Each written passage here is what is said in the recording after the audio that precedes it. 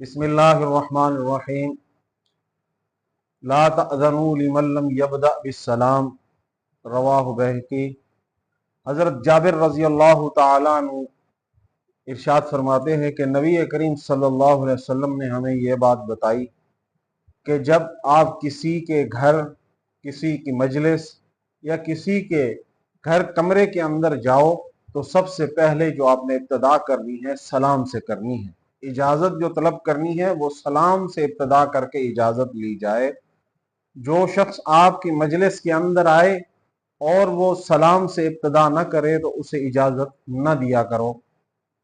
और इस हदीस पाक के अंदर भी यही इरशाद फरमाया गया है कि जो शख्स आपकी मजलिस के अंदर आए और सलाम से इब्तदा न करे उसे इजाज़त न देना। जो शख्स आकर सबसे पहले इब्तदा सलाम से करे उसे इजाज़त दे दो।